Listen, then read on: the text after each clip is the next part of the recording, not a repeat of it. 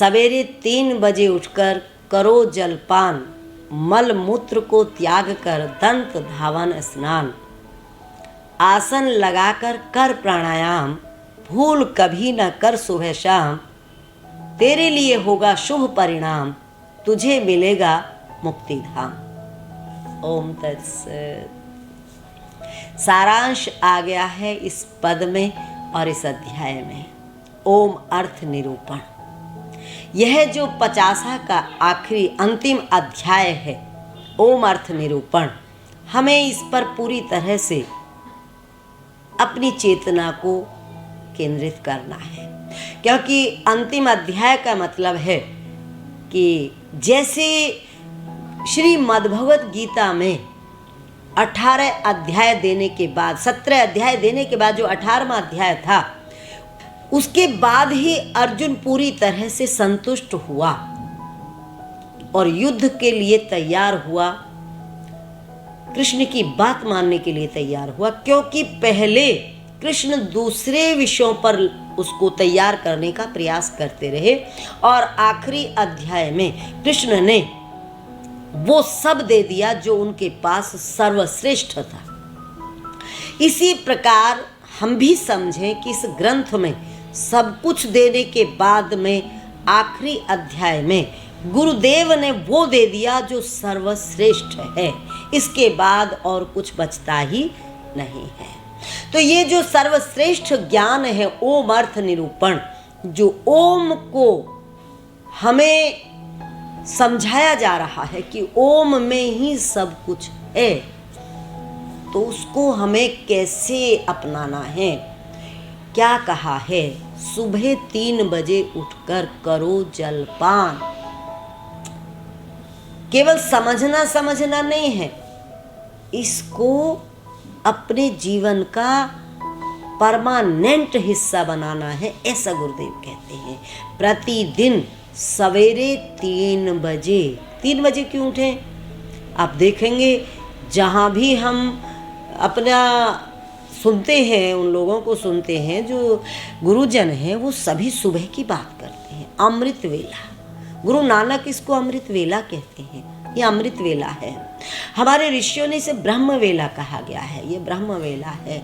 ये जो ब्रह्म वेला है, ये जो अमृत वेला है, इसमें उठकर हम स्नान आदि करके और फिर क्या करें?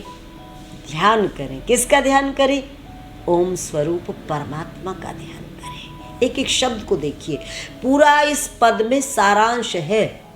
गुरुदेव की पूरी जो उनकी प्रक्रिया है, पूरी साधना है, उसका सारांश इसमें है।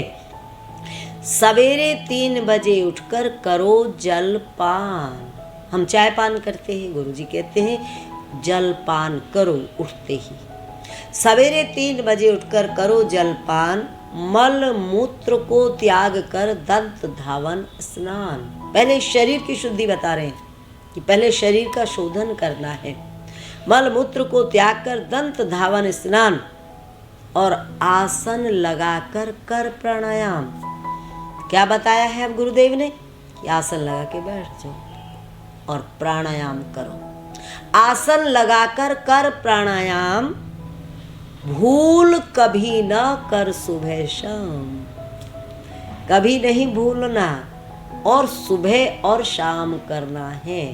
भूल कभी न कर सुबह शाम, जपते रहना ओम शुभ नाम, तुझे मिलेगा मुक्ति धाम। तेरे सब पूर्ण होंगे काम, तुझे मिलेगा मुक्ति धाम। ओम का नाम जपते रहना। अब ये आदेश दे दिया हमें। ग्रंथ को पढ़ने का मतलब ही ये है कि जो आदेश हमें दिया जा रहा है, उस आदेश में हम अपना हित समझ लें।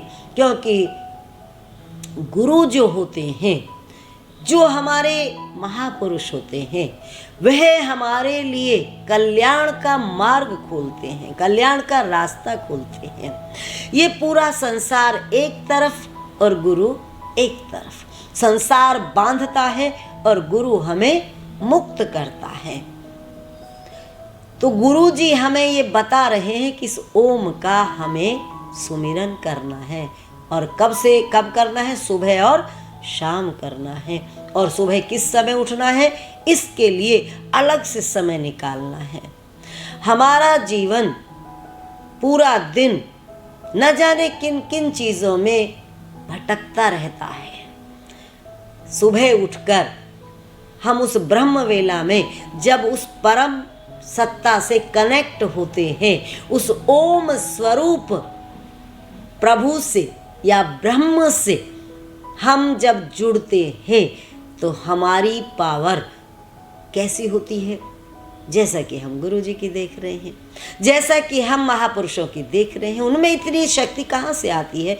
कमाल की बात है। हैरान होते हैं हम, सुख दुख कहाँ चला जाता है उनका, भूख प्यास कहाँ चली जाती है उनकी, और उनके जीवन में किसी भी प्रकार की तेर मेर नहीं बचती। ये मेरा, ये तेरा, ऐसा कुछ उनका बचता ही नहीं है। वह तो केवल और केवल पूरी सृष्टि के लिए जीना शुरू कर देते हैं, प्राणी मात्र के लिए जीते हैं, और यह ओम हमें वैसी स्थिति में ले जाता है। अभी हम कैसे हालात से जी रहे हैं इसको देखिए, और ओम के सुमिरन से, ओम के जाप से हम कौन सी शक्ति को प्राप्त कर लेते हैं? हमारी वाणी में शक्ति आ जाती है, हमारी सोच में पवित्रता आ जाती है, हर जगह पवित्रता ही पवित्रता छा जाती है। ये ओम का कमाल है। आप जानते हैं, जब नचिकेता यमलोक में 3 दिन बैठे रहे और उन्होंने 3 सवाल किए यमराज से, 3 सवालों का जवाब देते हुए यमराज ने जो कहा था वो इसमें संक्षिप्त में गुरुदेव ने बताया है, मिलकर शुभ कर्म करो नामक अध्याय में, कि हे नचिकेता वह पद ओम कहते हैं, जिसके करने से सब कुछ प्राप्त हो जाता है, वह पद ओम है। तो ये ओम है जिसको हमें क्या बनाना चाहिए? ओम को धनुष बनाना है। ये हमारी मुंडकोपनिषद कह रही है, ओम को धनुष बना लें, आत्मा को बाण बना लें और ब्रह्म को बींध डालें, ब्रह्म को लक्ष्य बना लें। हमारा लक्ष्य क्या है? ब्रह्म प्राप्ति, क्योंकि हमारा असली स्वरूप ब्रह्म का है।